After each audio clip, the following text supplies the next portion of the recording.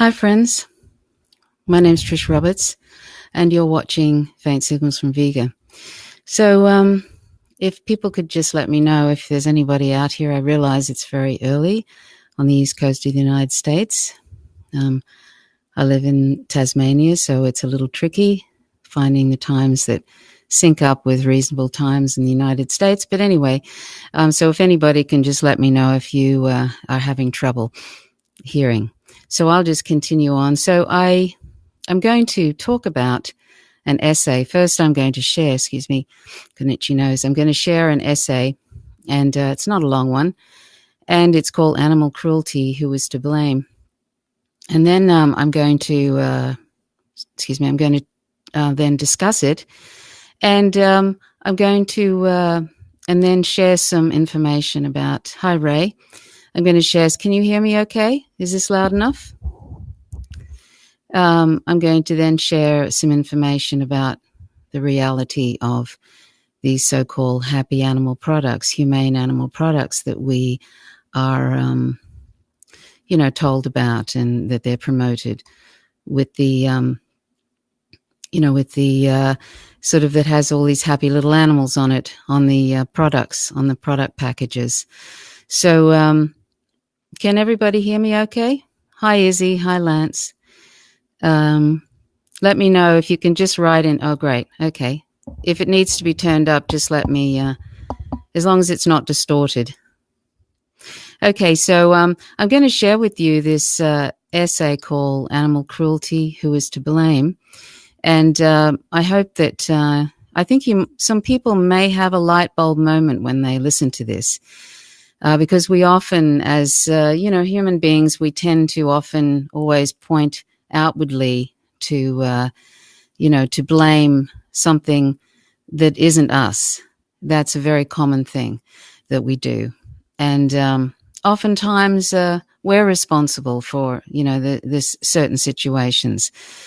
Not always, but oftentimes. And so this one actually is sort of a discussion about that, and also talks about the myth of animal welfare reform. Anyway, so I'll start. So for many of us who are aware of the multitude of ways that animals suffer at the hands of humans around the world, this ubiquitous cruelty is the most pressing social justice issue of them all. From declawing to debeaking, ear clipping to tail docking, the suffering that humans inflict on animals being used for food, clothing, research, pets, in quotes, and entertainment appears to know no bounds. And the many brutal ways in which we force animals to succumb to our desires appears to be limited only by the scope of our imaginations. But why does all this cruelty take place? And what can we do about this horrifying brutality as individuals? It's easy to point the finger at the direct perpetrators of animal cruelty as being villains who need to be brought to justice. It's much harder and yet much more significant to turn that critical eye inward and ask oneself, what am I doing to contribute to this? But is it only by asking that question that the path toward emancipation from barbaric injustice becomes clear? The vast majority of the time, money, and effort of animal welfare organizations goes toward trying to develop new laws and regulations to address the many separate issues relating to animal cruelty, while at the same time trying to force industry to adhere to those currently in place. As explained in the essay, and I'll leave a link to this essay, are anti-cruelty campaigns really effective? These efforts consistently fail to create any significant improvement for animals. Behind these campaigns lies a hidden assumption that the animal industry is responsible for animal cruelty. But is this assumption warranted? Isn't industry simply a middle agent put in place to do the dirty deeds requested by consumers of animal products? Although it's true that the animal industry is an eager and aggressive middle agent, its role is only that of a middle agent. As such, while institutionalized exploiters certainly have a lot to answer for, it is consumers who are primarily responsible for animal cruelty through their purchases of animal products. Many people will likely respond that their concern is not with the rights of animals not to be enslaved and killed, but with the excessive brutality in the animal industry, gratuitous violence, for instance, and the cruelty that is inflicted on animals along the way to being slaughtered and butchered, debeaking, dehorning, detowing, mulesing, castration, tail docking, etc. But as long as our society continues to treat animals as property and economic commodities, our legal system will continue to accept such mutilations as a necessary evil on the way to providing goods and services to a human population largely indifferent to what is hidden behind remote sheds and slaughterhouses. In any case, even if we did find some way to eliminate every single practice involving physical mutilation, it's impossible to make slavery and murder anything other than slavery and murder. I'll just repeat that. Even if we did find some way to eliminate every single practice involving physical mutilation, it's impossible to make slavery and murder anything other than slavery and murder. We can slap fancy labels on the products of animal misery and market them as, quote, humanely raised, end quote, or, quote, animal compassionate, end quote, or, quote, ethically produced, end quote, or, quote, guilt-free, end quote, but needless killing is needless killing, and no amount of regulation can change that. It is understandable that individual stories of horrific suffering make people want to seek out the perpetrators, bring them to justice, and protect potential victims from experiencing the same treatment. But pointing the finger at institutional exploiters ignores the most significant issue, that no matter what the suppliers do along the way, consumption of animal products ultimately requires taking animals' lives. How can we expect morally decent behavior from the people we ask to carry out the task of breeding, confining, and ultimately killing and butchering the animals we choose to enslave and eat? These are innocent beings whom most people would rather caress and embrace than hurt and kill. There is something very unjust about the fact that we delegate the most obscene work of our society to a select few who are emotionally hardened enough to carry it out, only to later denigrate them for their disconnection from their natural sense of empathy. When thinking about it honestly, most of us would be hard-pressed to find it in ourselves to slaughter an animal, or to rip off her skin, or slice open her body to remove the entrails, or butcher her flesh into supermarket-sized pieces. And yet, we continue to ask others to do it for us, while most people refuse to even watch these things on video or hear others describe them. But our distaste towards being involved in such violent acts isn't something that should be squelched and suppressed, as some would have us believe. No, we should be grateful for the revulsion we feel when we imagine what happens to animals in between being born and being on our plates. Our horror is a sane reaction to practices that are nothing short of horrifying. We cannot separate ourselves from depravity simply because we have found a way to tuck the dirty deeds out of sight, behind the walls of slaughterhouses and other obscure buildings. And all the disconnection and indifference in the world cannot change the fact that it is impossible to distinguish the immorality of a DIY approach from the immorality of any other act of unnecessary violence. In any court of law, those who are complicit in a crime are considered to be responsible, along with those who carry it out.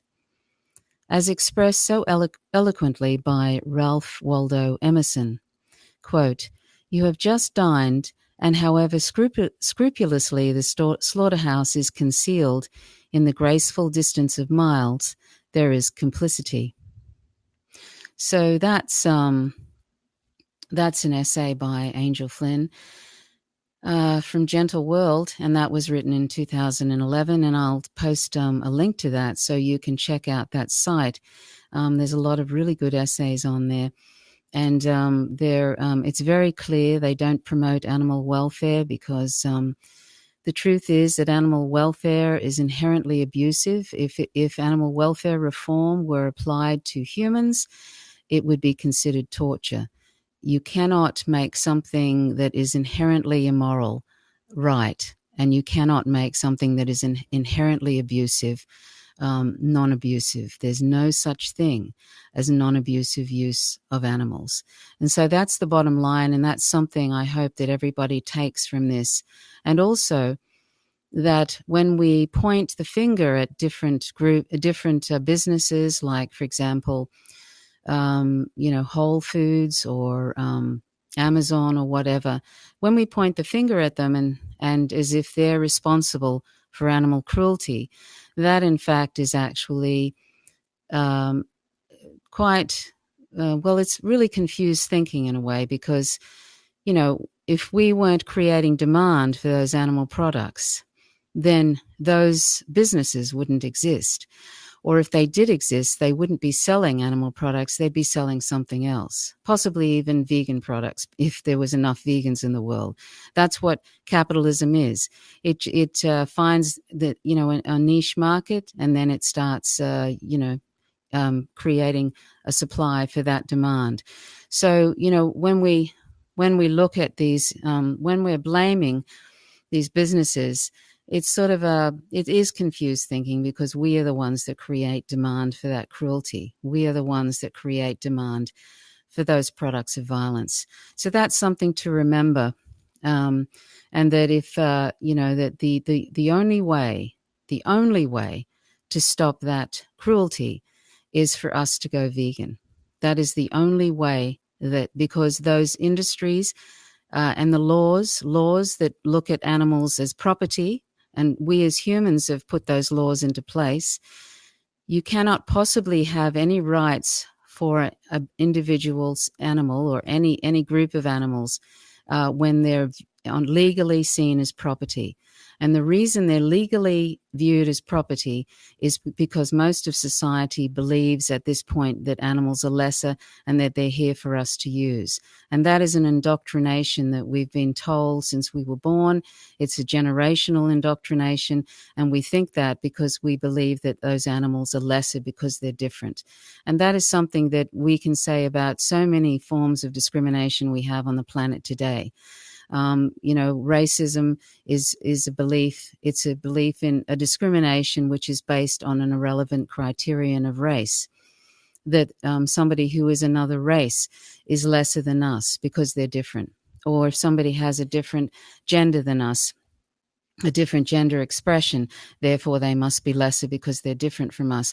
Or those who are a different sex, that they must be, because they're different, that they must be lesser, and on it goes. It's something, unfortunately, that is very common in our species, that we tend to otherize any sentient being, whether they're human or non-human, and then we inflict violence upon them. And we do that, of course, in war. When we want to invade a country, we vilify that group, whether they're Russians or whether they're Chinese or whether they're Iraqis or whatever, Iranians. We vilify a group, and then we go in and when the public starts seeing them as other, starts seeing them as lesser, or whatever we've boxed them into, then we've objectified them, we've made them targets of violence, and then we go in and we steal their resources and kill them. And this is what we've been doing, of course, since our appearance on the planet as Homo sapiens. Well, even before that, we've, as a species, we've been basically whatever we can get away with, whatever we've been able to get away with toward non-human animals, we have done our best to do so. And we've decided that because they're not like us, therefore they're lesser, and we can just confine them, torture them, kill them, breed them into existence, and use them as property. And that property status has been basically the dominant paradigm, the dominant way of thinking about 99.99% of the planet's population who are non-human. We've basically put them in this property status into law, and we eat, wear, and use them. And we fetishize some animals like dogs and cats and the like, and then we eat, wear, and use other animals. We're not even consistent in that way. Some animals we think, they're like family members, like dogs and cats, and whatever, and then other animals we think they're resources. Of course, dogs and cats are still viewed as property in society. In law, they're still viewed as property, and I could, if I wanted to, I could take. If I had a dog or cat living with me, if I didn't care about them anymore, I could take them down to the shelter and have them killed. I mean, that's the reality. They're just seen as property, and they're not seen as moral persons, which all sentient animals are moral persons. They're not seen that way, and therefore we can do what we like to them. So that's something I just wanted to talk about. Who is responsible for animal cruelty? And that is all of us. If we're not vegan, if we're eating, wearing, and using animals, we're responsible for that. And I just want to give you an example, if I may, of the. This is a description of. I'm not going to show you any awful images. I don't think it's necessary to do that. There's all sorts of images and videos all over the internet, and that's why I don't really think it's necessary for people to be taking undercover footage or breaking into factory farms. We know factory farms, in fact, free range now is just industrialized farming. It's just pretend, it's a pretend humane animal use situation. It's as awful as the factory farms that we're told about. And there's plenty of footage online that you can see, and it's being talked about by talk show hosts like Ellen DeGeneres and all kinds of people. So it's not a secret anymore. But the problem is that factory farming, industrialized farming, all these so-called free-range facilities and cage-free and enriched cages and all of this, they're all torture for animals. As I said, animal welfare reform, if applied to humans, would be considered torture.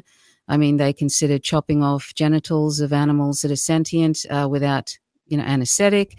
They consider chopping off their beaks without anesthetic. That's a regular thing that's done. There's all sorts of things that are done to animals that are absolutely horrific in all these, particularly in all these farms. It's basically standard practice, because these farms are businesses that have to do practices that they consider economically efficient. So if there's a whole lot of animals that die in a so-called cage-free facility, where they're promoting cage-free as if it's something wonderful. If animals die there, they factor that in to their budget. They factor in animals dying. They factor in lack of veterinary care. They don't provide veterinary care. They factor in a whole lot of stuff. And so basically, if animals die, they've already written that off. That's not an issue. So, it's what is the most economically efficient, and it has nothing to do with animals' welfare, in quotes. It has nothing to do with looking after animals. They're irrelevant. They're just products. They're just property. And the whole idea is to make money from it. So when we're fed these stories that, or when we're told that, that people, that businesses are following animal welfare reform practices, best practice and all this sort of stuff, basically you can guarantee it's a horror story. and completely nonsense. And of course, these businesses then sell these animal products, these so-called humane animal products, compassionately raised, and all this kind of nonsense. They sell it at exorbitant prices. So they're basically, it's still a horror story, and then they sell them at these really, really marked up prices. So anyway, I want to share with you, if I may, a description of so-called free-range eggs. Okay, so this is supposed to be the happy hens on the farms, the free-range eggs, so think about this next time you see this label. Okay, this is totally acceptable in in law. These are totally acceptable things that happen. That basically it's the normal functionings of, say, a free-range facility. Okay, so consider the lives of free-range hens. Free-range, and that's in quotes, egg producers generally purchase layer hens from the same hatcheries as traditional egg producers. Half of the chicks born in the hatcheries are males who are, quote, disposed of, end quote, often in cruel ways, including being thrown live into machines that grind their bodies up, or into trash bags and or large dumpsters, where they either starve or suffocate to death. Further, since, quote, layer hens, end quote, typically are not sufficiently productive after 2 years, they are sent to slaughter at that time. The, quote, free-range, end quote, egg industry relies heavily on the routine mass slaughter of animals to be economically feasible. The lives of, quote, free-range, end quote, layer hens before slaughter are generally a living hell. The free-range egg label means only that the birds are permitted some access outdoors, even if it is only a minuscule fraction of the space of the large shed in which they live. Because of intensive overcrowding in these sheds, and because chickens are social animals who have a literal pecking order, their sensitive beaks are cut with a hot blade to cauterize the blood flow, so they cannot hurt each other in trying to establish an impossible order in such crowded conditions. Also, due to the crowding in the large, often poorly lit shed, the conditions of a typical, quote, free-range, end quote, facility are filthy with excrement on the floor in which the hens live and extremely poor air quality due to the lack of ventilation. In addition to the harsh living conditions, these hens are genetically designed to be enormously productive in laying eggs, which causes them to be less healthy than traditional hens. The poor health of layers is largely due to the fact that chickens who are not exploited eat most of their eggs. In natural conditions, only a small percentage of eggs hatch, replenishing the nutrients they lose in the eggs they produce. When their eggs are taken from the hens, the hens lose the opportunity to replenish the nutrients lost in producing the eggs. Genetically designed, highly productive layers lose even more nutrients and end up even poorer in health because they lose more eggs to humans than natural hens.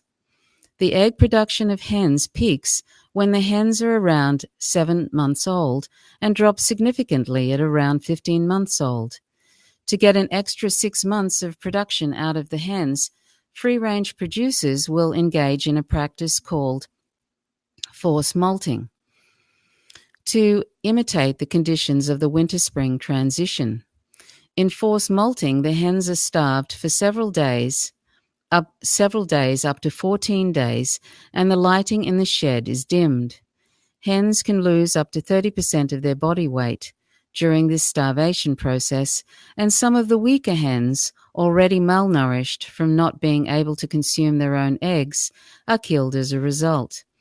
Several weeks after the force molt ends, production is back to normal. After the free-range hens are quote-unquote spent, a condition in which they can no longer produce eggs at a commercially viable rate, and in which their health has deteriorated significantly from both the wretched living conditions and from losing nutrients from egg production loss, the hens are transported to slaughter.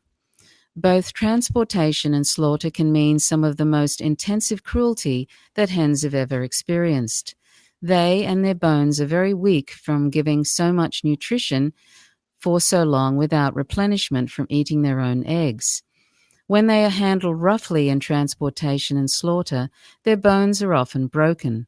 Also, layer hens are generally not used for human meat consumption. The meat is of very poor quality due to the poor health of the hens. Free-range hens end up at the same slaughterhouses as any other chicken, where they are often intentionally tortured, hurled against the wall, and stomped upon by frustrated workers in working conditions with low pay. Even the free-range chickens are not intentionally tortured. Some miss the electric stunning bath and neck blade from struggling upside down in their leg shackles, and instead are boiled alive in the defeathering, scalding tank. So you can imagine that. I mean, if it's not bad enough that they're sort of shackled upside down, and then or tortured before they're shackled upside down, and then sort of basically dipped into a bath, and then the neck is cut with a blade. Oftentimes their neck is missed and they're mutilated by this blade, or they end up being boiled alive in a defeathering tank. And that's not a common thing for animals to be boiled alive. In fact, pigs, literally a million or so pigs are boiled alive in these very fast meat processing lines. They aren't, they often, because it's so fast, they aren't stunned properly, and they end up alive, and they're dipped into these incredibly scalding baths, and they're boiled alive. And that's, at least a million, probably much more now, because that was a few years ago, that figure. And, this is common. I mean, cows are, they're skinned alive, fully conscious at the hide ripping machine, because a lot of cows, when they're shackled upside down, are not stunned properly, and they end up alive, and their skin is ripped off them while they're alive, or they're sliced, or whatever. They're mutilated while they're fully conscious. I mean, this is a common thing that happens, and they expect it to happen in these slaughterhouses. I mean, and the pace of the slaughterhouses are getting faster and faster because there's more people on the planet, and so the demand for animal products increases. So the more people on the planet, the more animal products, the more demand for animal products, the faster the pace of these slaughterhouse lines, the more horrific things happen. I mean, slaughterhouses are already horrific. But and can you imagine if you're a person working there, often they're migrant workers, and imagine doing that minute after minute, seeing these animals in distress, screaming, and horrific things happening before you, blood everywhere. I mean, it's, what a hell that is. It's a hell for animals, and it's a hell for people. And who is creating this hell? We are, if we're not vegan. The reason the migrant workers are there in this awful job, where they end up with PTSD, or they end up with actual illnesses, terrible illnesses because it's an incredibly it's not a healthy place for someone to work, literally, mentally or physically.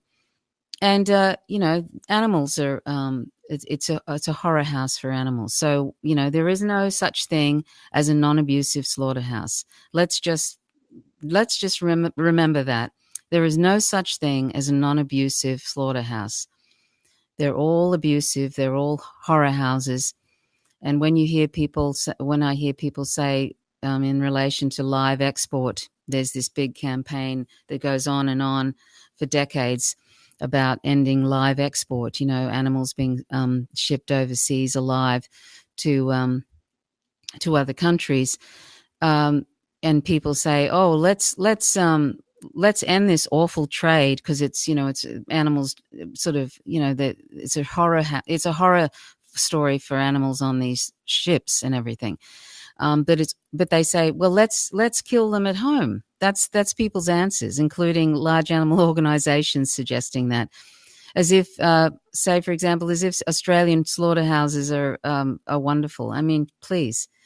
So anyway, anyhow, I'll continue on with this description. So commercially viable egg production, regardless of the label, free range, cage free, or organic enriched cages, is extremely cruel to chickens. As mentioned above, hens who are not exploited eat most of their eggs as a natural way to replenish many of the nutrients they lose in producing eggs. Even in the best conditions imaginable, such as in a sanctuary or in the wild, it is unhealthy and exploitative to the hens to take their eggs from them. So remember that when people say, oh, look, don't worry, I have backyard hens. I raise, backyard hens, and that's where I get my eggs. Remember that, it's actually very distressing, really, for hens to have their eggs removed. And also, they're not ours to take. This is assuming that those hens are ours, are our resources, and it's assuming that what their bodies produce is ours to take. So, and also, it fails to recognize that if you go down the line of where these hens came from, they came from hatcheries where male chicks were thrown alive into grinders, like was described earlier. The male chicks are literally thrown alive into grinders, and oftentimes some of them aren't even killed they end up mutilated and they're still alive. That's a normal practice in hatcheries. And and some male chicks are misidentified and end up being sent, to these, people who have backyard hens. And then, of course, once the people who have the backyard hens realize, I have a rooster, they take the rooster and dump them somewhere or kill them, But you'll see, like here in Tasmania, you'll see these areas where people have dumped roosters, and you'll see these little sort of flocks of roosters together. And luckily, they seem to get on. That's quite amazing. And then, of course, the councils then start to go, oh, no, we can't have this. And then they sort of either take them off and kill them or something. I don't know what they do to them, but it's not good. So basically, remember that when people say, oh, don't worry, I have backyard hens, everything's okay. It doesn't matter, because that's this assumption. This is what we've been indoctrinated to believe, that animals are here for us to use. They're just our resources. And why do we think that? Because we think they're lesser. Why do we think they're lesser? Because they're another species. Seriously, they're another species. So what? That's their only crime, is that they're another species. And by the way, we've actually wiped out most of the 80%, I think was the figure I saw, of wild animals now, and we've replaced them with domesticated animals. This is what we've done over the last few decades, probably since is it the 70s? There was a report recently. What we've done to non-human animals on this planet we're an aberration. Truly. We have enslaved them, we have hunted them and killed them and tortured them, and now we're paying for it, because animal agriculture, the industry now, is you can quibble about the percentage, but 51% of greenhouse gases are from animal agriculture, and it's looking very much like we may be at the end of the century. If we're not already extinct, it's absolutely it's going to be dire.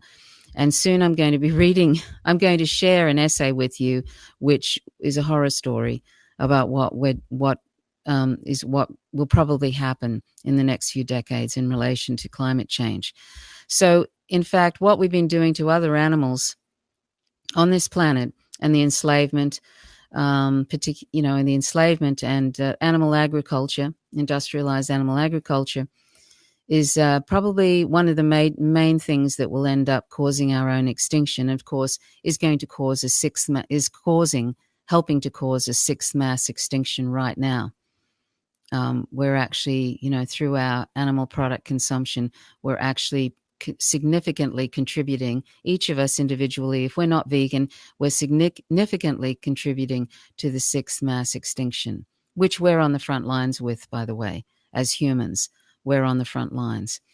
And I read a very interesting piece today, which isn't based on ethics, but it's basically there's been a major report about the animal agriculture industry. It's a very, very large, a very, very large research endeavor, which has come up with some amazing statistics, and I'm going to leave a link to that, which will show you how devastating animal agriculture is, and how we, putting aside the ethics for a moment of that animals are not here for us to use, animal agriculture is destroying the planet, absolutely destroying it in all kinds of ways, including the Amazon rainforest. At an acre a minute, the Amazon rainforest is being cleared at an acre a minute for animal agriculture and for soy to feed animals in large animal, facilities. So, that's just one statistic. So, I'm going to leave that link to that. And if you haven't already seen Cowspiracy, The Sustainability Secret, that's a real shocker. If you haven't seen it, you should. I think that was actually the, I've known people that have gone vegan for environmental reasons. But I mean, if we understand what veganism is, it's an ethical position. So it's better if we go vegan for what I consider the right reasons, and that is that they're sentient animals. They have a right to not be used as resources, as property. And that's a really good position to take, which will carry us through. Even when it's inconvenient, we will not abandon that. Just like we wouldn't be anti-racist one minute and then decide, oh, this is inconvenient, I'm going to, sort of be racist. I mean, it's an ethical position. So, when we internalize it, it'll stay with us forever, basically. So anyway, I've just read this. I think I haven't read right to the end here. So I've just basically said, even in the best conditions imaginable, such as a sanctuary or in the wild, it is unhealthy and exploitative to the hens to take their eggs from them. When we add the extremely cruel living conditions that free-range hens endure, along with the mass slaughtering that is required to keep egg production economically feasible, consuming eggs simply makes no sense at all for anyone concerned about the treatment or slaughter of animals. Okay, so if we're concerned at all about the treatment and slaughter of animals, if we think that it's wrong to inflict unnecessary suffering and death on animals, if we think that, then we must be vegan. I mean, there's no, there is no sort of way, there is no such thing as non-abusive use of animals. It's all abusive. And this is something to think about too. I'm just going to put this image up. It's not a graphic image. I don't believe in graphic images. I think that description of free-range eggs probably explains a lot to people, that there is no such thing as humane, happy animal slavery, humane animal use. It doesn't exist. It only exists in little children's stories. And they're children's stories, they're fantasies. So anyway, this is every day, a person who is vegan or who eats a plant-based diet, I won't say vegan because veganism is not a diet, but who eats a plant-based diet will save 1,000 gallons of water, 20 pounds CO2 equivalent, 30 square feet of forested land, 45 pounds of grain, and will prevent the torture and killing of at least one sentient animal every day. That's every day. So that's an amazing figure, and that could even be higher now. The good the good effects of being vegan now are probably even better than that. That's from a few years ago, that one. So anyway, that's really, I suppose, all I wanted to talk about. Yes, and that's a good idea, Elaine. Read the China study. That's a very excellent. That's the largest study ever nutrition study ever undertaken.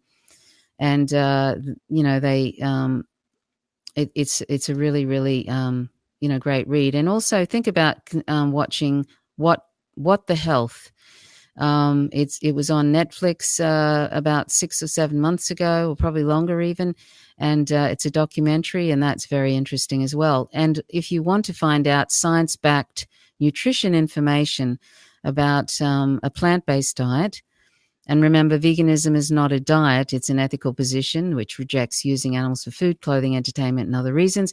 But I'm going to just talk about the diet part of it. The nutritionfacts.org is not a vegan site. It's just a science-backed, it's science-backed, and it's information gathered from all kinds of nutrition journals and medical journals about on human studies in relation to the benefits of a plant-based diet, but also the shocking information about what animal products do to one's body. And may I just, so I'll just tell you something that I just saw recently, which I think is something that we should all really think about. And that is animal cholesterol, animal products. It contains a lot of cholesterol in it. That's trans fats. And those trans fats, they they sort of collect on the inside of arteries in our body.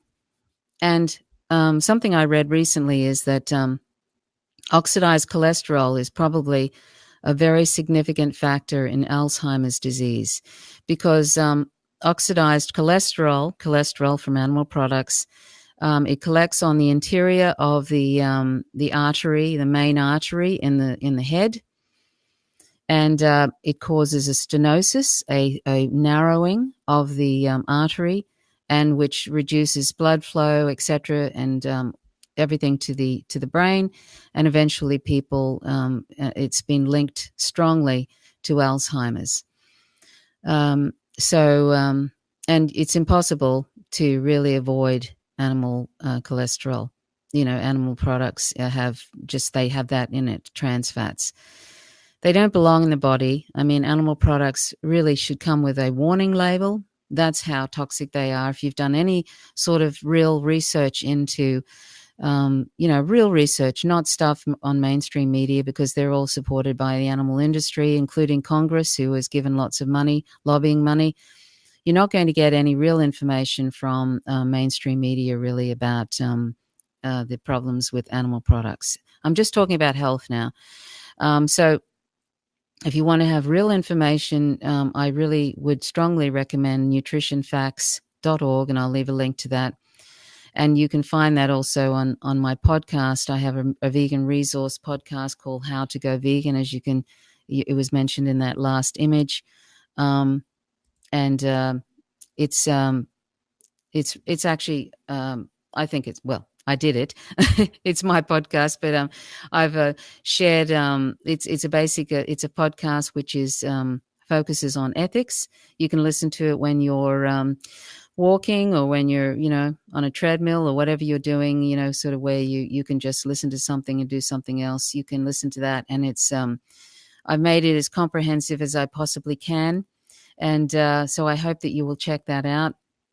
And of course, that covers to some degree. I've collated a bunch of information from nutritionfacts.org and put it into that podcast. And I think you'll find it kind of hair-raising in a way, but very, very informative. I mean, I have to say it's so convincing, the problems with consumption of animal products, that it's so convincing that there are so many problems with it. And it really, really, I can see now clearly how this diet, which most people have, it has a lot of animal products, a lot of trans fats in it.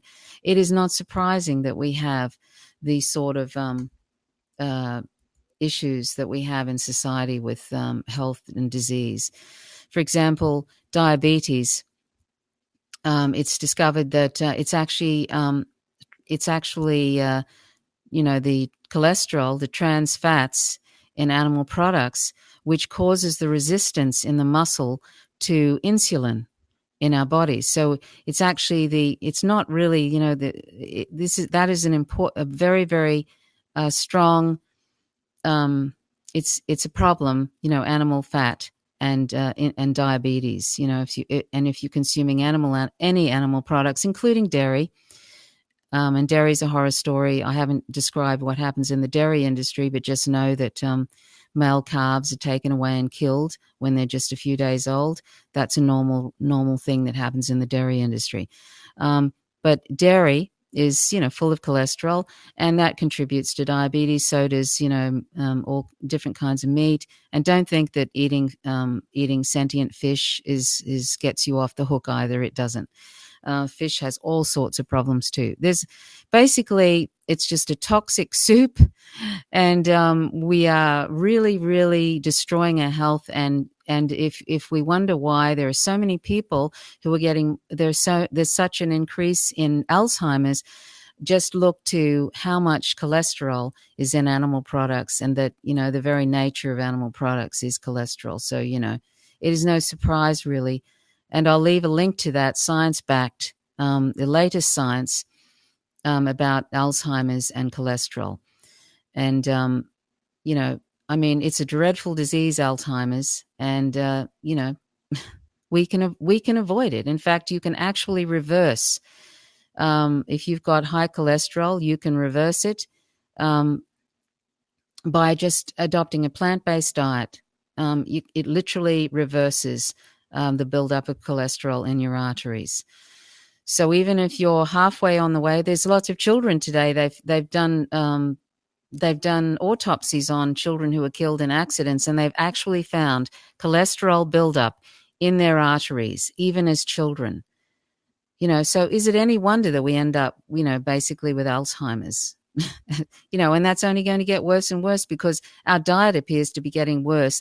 And as austerity gets worse, people just eat more and more crap because they're doing comfort sort of food business that, they're just eating rubbish, cheap takeaways that are just, a horror story of no nutrition and fat. It's no wonder a lot of us are going to end up with Alzheimer's. And that is a horrific thing. And also the incredible amount of people who have diabetes now. So, we need to think about these things, and we need to think about children, what we're feeding to children. It almost becomes a bit abusive, really, when you think about it, isn't it? When children end up with cholesterol, they're on their way to having atherosclerosis when they're children, because of what we're feeding them. And eventually they could be someone who has Alzheimer's. And I read something the other day about animal protein. You might have just seen that recently on Real Progressive. Somebody just posted something that I put in the drafts folder on Real Progressives about animal protein causing an increase in IgA excreted from the liver.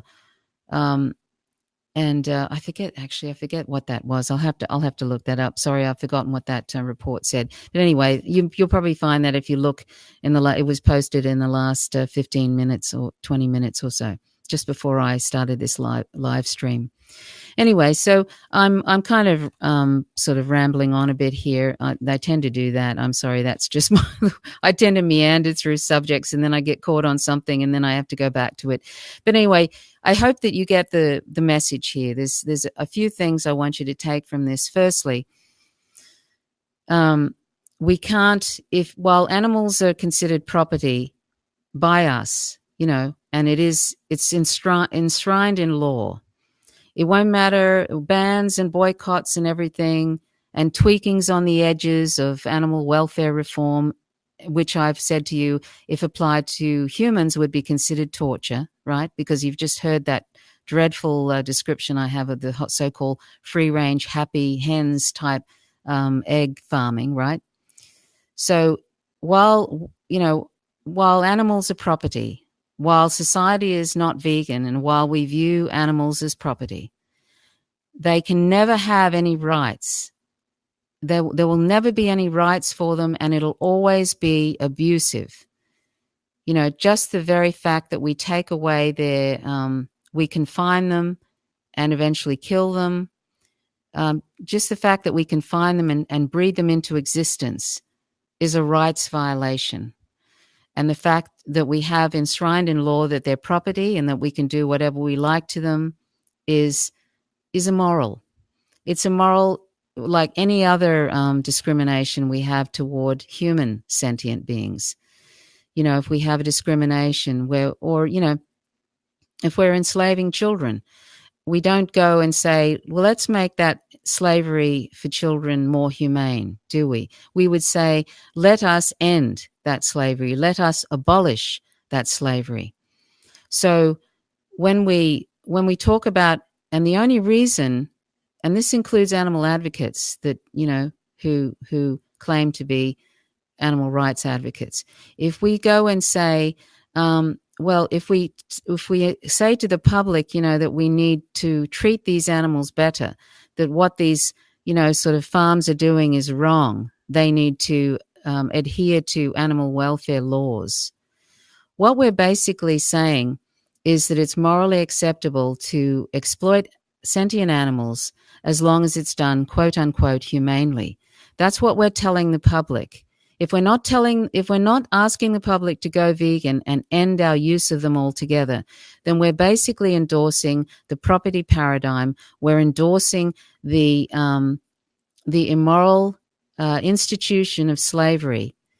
So we need to, particularly those of us who are vegan, who believe that we're animal rights advocates, we need to abandon telling the public that it's morally acceptable to use animals as long as it's done humanely. And we don't even have to verbally say that to them. If we're going into farms and we're saving animals and then standing there and saying, this business is not doing the right thing by these animals. This business is abusive to these animals. Look at them. Isn't it awful? They're dying in their cages, or they're cannibalizing one another. Isn't it awful that, they're not adhering to the animal welfare laws, or they're not humane. What we're saying, we're explicitly saying to the public that it's morally acceptable to use them as long as it's done humanely. But the truth is, there is no such thing as non-abusive use of animals. No such thing. There will never, that whole institution is inherently abusive.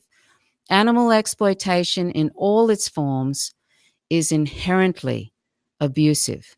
So there will never be a good way, there will never be a nice way to exploit animals. Never.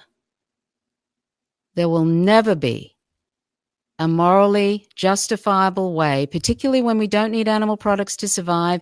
We can easily meet all our nutrition requirements from plants and other non-animal sources. There is no reason for us to put these sentient animals, 1 trillion plus land and aquatic animals every year are tortured and killed for mostly palate pleasure, because we do not need these toxic and violent products of violence. We don't need them at all to survive. That's a fact. That's a nutritional fact, right? We don't need them at all. All we need is probably a little bit of B12, and the reason vegans need to have B12 is because our agriculture has processed veggies, etc., to the point where they've taken all the microbes, which are B12, off the veggies. They've taken there's water has been sort of purified to the point where B12 has been taken out of the water, and that's why vegans need B12. So it's very important for vegans to take B12, and I'll leave a link to why that is. But if everything were natural, we wouldn't need to do that, right? But that's the only thing. Nutritionally we can get everything from plants and other non-animal sources, and it's completely delicious. A plant-based diet is incredibly delicious. And there's so many recipes online that, like, literally, I mean, I don't know if you've noticed it, but the amount of people who are posting plant-based recipes and fantastic recipes, it's just absolutely exploded particularly in the last few years. I mean, veganism is really no longer a fringe philosophy. It's mainstream now. So anybody who's pushing back on it is really basically it's a losing battle now. Anybody who is resisting it is really fighting a losing battle. It is beyond the it's got to the critical mass stage where it's unstoppable. So we may as well go with it, because who would want to be against ending the violence towards sentient animals? I mean, who would really want to be against that? I don't know why anybody would want to be against that. I often find it amazing when I get people calling me names, and I've gotten a few names this week. I mean, I just do vegan education. I'm not trying to. I don't make out that I'm somebody. I'm not judging anybody. I was non-vegan for a long time in my life. Unfortunately, that's my only regret about becoming vegan, is how long it took me to realize what I was doing. I wish that I'd done it. I wish that I'd known it'd click sooner. But I mean, I'm not. I don't cast judgments on anybody. This is simply a vegan education. It's simply, it's not about promoting animal welfare, because that's a nonsense.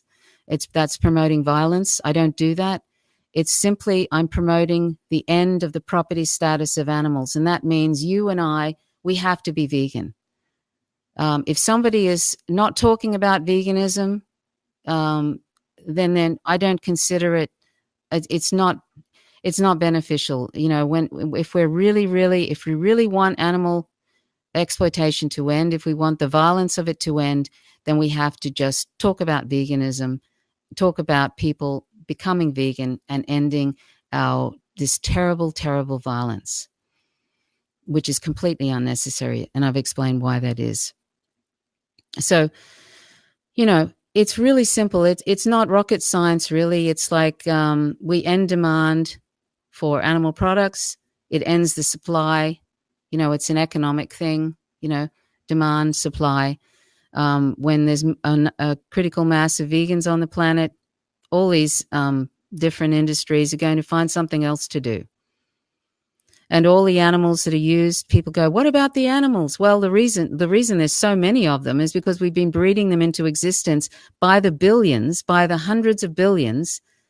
And when there's enough people on the planet who are vegan, we won't be breeding them into existence. And the ones that are here, we will look after until the end of their natural life. Like, we're morally responsible for looking after these animals that we've bred into existence to use them. We're morally responsible to look after them. That's what's going to happen to those animals. It's a win-win for all of us. We can have a free conscience that we're not participating in terrible violence. We can have a more nonviolent life. We can have a much healthier body, and our children are much healthier. We're not destroying the planet. And I wish I could remember the statistics that I read today. They're absolutely astounding, this report. It's a huge report that they've done on animal agriculture, and it's absolutely astounding. And the conclusion they made after doing this report, they did tens of thousands of farms and looked at the whole thing. And the findings, they said, it's best to go vegan. Unfortunately, they don't look at the ethical reasons, and that's sad. But anyway, that was their finding, right? So anyway, and please don't think about going vegetarian, because vegetarianism still involves eating eggs and dairy, and usually people who are vegetarian, they eat a lot more eggs and dairy. That's why meat-free Mondays are pointless, because people eat a lot more eggs often, and the egg industry loves it, the meat-free Mondays. Please don't join in on the reducitarianism and the flexitarianism and all this kind of morally confused positions. Let's just stop using them, because we have to do it. We really just have to do it. So anyway, I suppose that's really all I wanted to say. I just have a couple of images. There's one image I think I wanted to show you. Oh yes, I just want to show you this. It's not graphic, but it gives you an idea, okay, of the egg industry. So see these little chicks here that are going down this little chute, and there's people in the background. You can see these people in the background with masks on. They're usually migrant workers, by the way. And these little chicks going down this chute, these people in the background are sorting those chicks. And those little chicks that are going down that chute are the male chicks that are going into a macerator and are going to be ground up alive.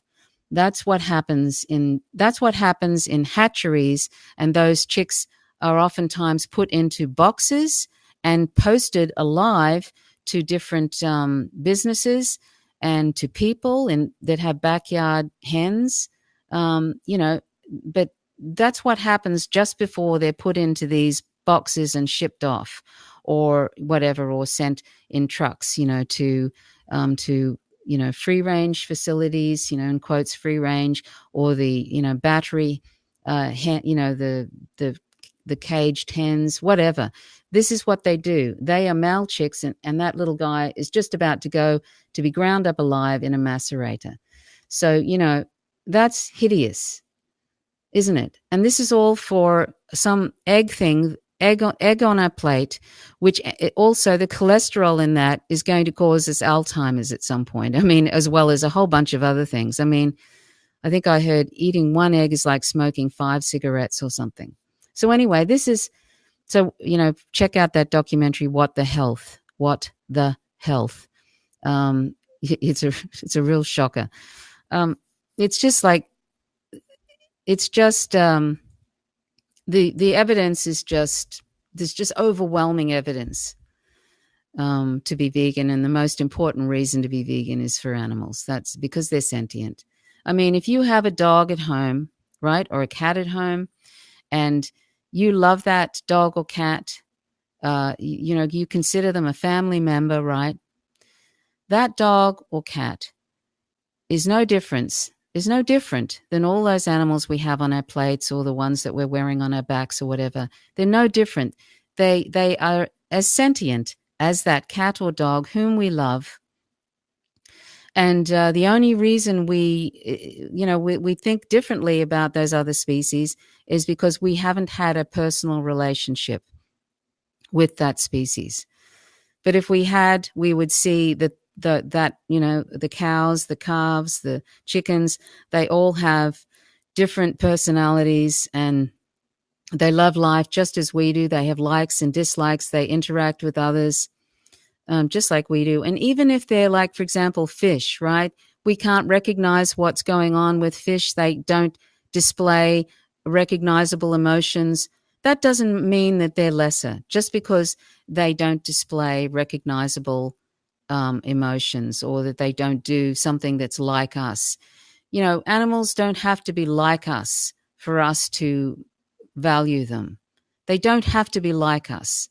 Just like people, we shouldn't expect that people have to be like us, the same skin color or whatever, the same type of gender expression, or the, whatever. They don't have to be like us for them to be equally morally important. Humans don't have to be that way, and non-human animals shouldn't have to be that way. They have their own skills. They have their own abilities that we don't have. Does that make them more important than us, more morally important? No.